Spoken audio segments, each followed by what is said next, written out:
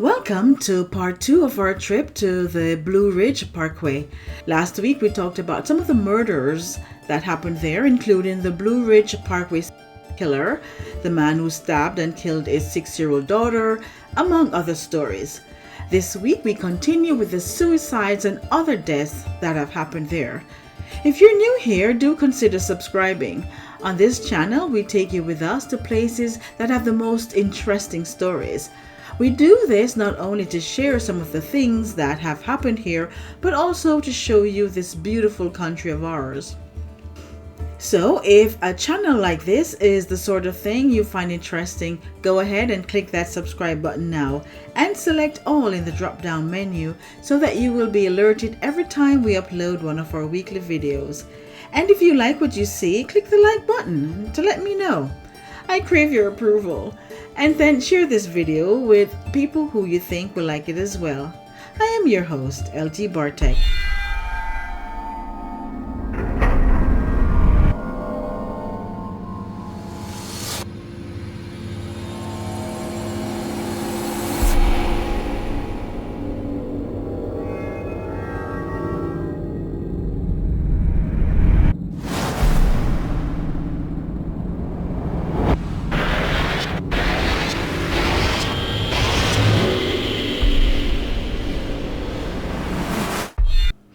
Just a little recap of the history of the Blue Ridge Parkway. The parkway took 52 years to complete, and in 2023, it is about 88 years old.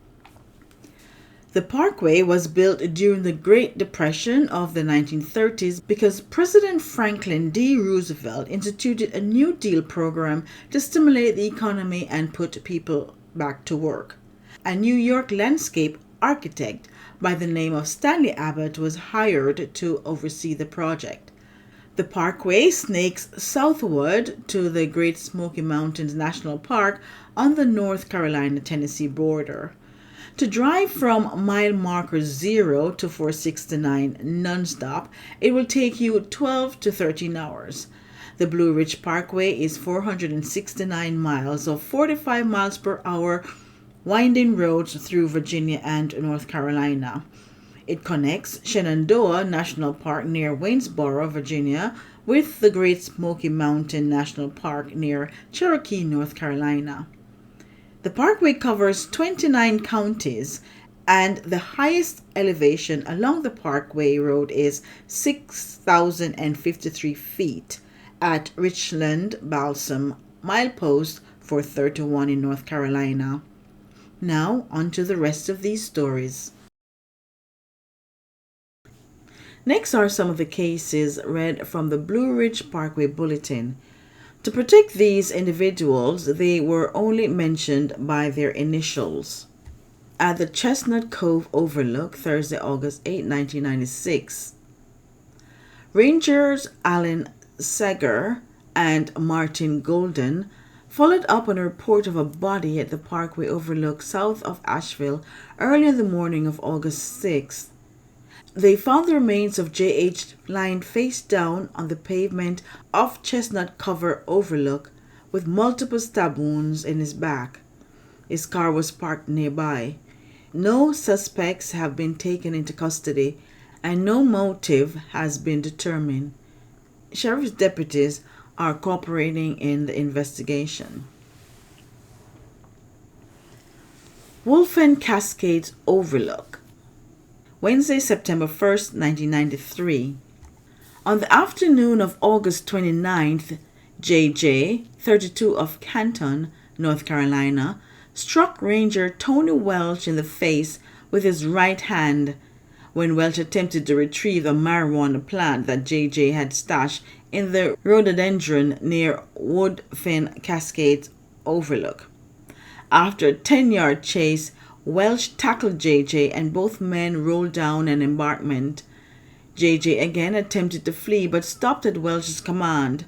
J.J. was taken into custody and charged with assault of a federal officer, interfering with agency functions, and simply possession of marijuana. He has been released on a $25,000 unsecured bond. Welch sustained a split lip and a large abrasion to his right knee. The area where the incident occurred is being searched for a possible marijuana patch. This one happened just past the graveyard fields. This bulletin was recorded on Wednesday, May 24th, 2017. An 83-year-old NAM, that's her initial, of Richmond, Virginia, fell to her death from the East Fork Overlook last Friday morning. NAM's companion called Haywood County 911 to report the incident at about 10:45 a.m. Her body was recovered just after 1 p.m. by the Haywood County Sheriff's Technical Rescue Team. Rescuers found NAM's body about 150 feet below the overlook, near the Pisgah National Forest. The incident remains under investigation. Now, sadly, there have been many suicides on the Blue Ridge Parkway. Here are a few I found. This was a bulletin recorded on Tuesday, July 30th, 2013. On Friday, July 26, 2013, a small group of hikers were out enjoying a lovely hike when they came across the remains of a 61-year-old North Carolina man by the Shenandoah River near milepost 384. The man had been reported missing by the Asheville Police Department on July 22nd. Investigators gathered evidence at the scene which indicated a possible overdose of prescription medication. Bulletin recorded Wednesday, January 29th, 2014. On the evening of January 2nd, 2014, while out patrolling and looking for a 61-year-old man who had been reported missing from Staunton, a town close to the parkway, rangers were relieved to see his vehicle in a parking spot on the parkway. They got out of their vehicles and radioed in their find. They searched around the area shouting the man's name, but no response. They geared up as some of the other members of the rescue team arrived, and all went in search for him. But it was freezing cold with icy rain and thick fog, and though they tried to carry on, it was too difficult to move about. So they called off the search. The next morning, an interagency search was launched that included the park rangers, the Augusta County Sheriff's Office, and the Virginia State Police, including a VSP helicopter, VSP, Virginia State Police helicopter. But like the day before, they had to call off the search until the extreme cold temperatures move out of the area. 26 searchers and 5 dogs searched the area near the vehicle on January 9th, 2014. Then, later that morning, the body of the 61-year-old man was discovered laying below the shoulder of the southbound lane of the parkway about 1.5 miles from his vehicle's location. Evidence at the scene suggested that he died of a self-inflicted gunshot wound. On the morning of Wednesday, October 17, 2018, Parkway Chief Ranger Neil Labrie stated that a 25-year-old South Carolina man killed himself on the Blue Ridge Parkway. Chief Ranger Neil Labrie told reporters that the suicide occurred at the Tambark Ridge Overlook, milepost 377, just south of the Tambark Ridge Tunnel and Bull Gap. This popular overlook is about halfway between Asheville and Craggy Gardens. In the chief's statement to the reporters, he stated that the Blue Ridge Parkway Rangers responded to a report of a body located 50 feet below on an embankment at Tambark Ridge Parking Overlook at approximately 10:40 a.m. on Wednesday. He said the Spartanburg, South Carolina man died from a self-inflicted gunshot wound to the head. His body was recovered by local emergency responders and transported to Mission Hospital. He continued, "We had patrol go through at 11 p.m. Tuesday night, and there was no vehicle there. We didn't get that report until 10:40 Wednesday morning. there was a group of visitors. One member of the group happened to step past the sign at the overlook and happened to look down the hill and spotted the body. This man's suicide marks the 8th suicide so far on the parkway for that year to October 2017.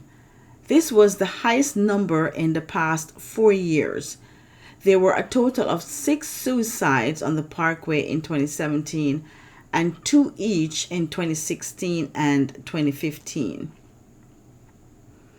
In another incident on April 1st of that same year, 2018, a 25-year-old man died after driving off the parkway near the Craggy Gardens Visitor Center, about 20 miles northeast of Asheville.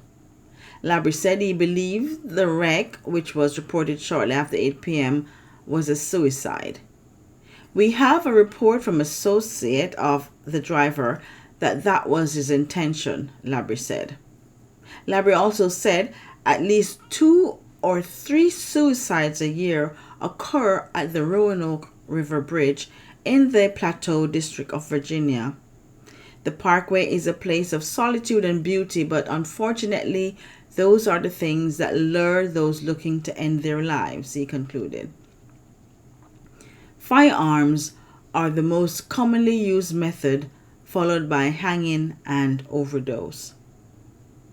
This story is unconfirmed, but the story goes, a couple was sitting at this overlook in their car, enjoying the sunset, when a man pulled up and approached them.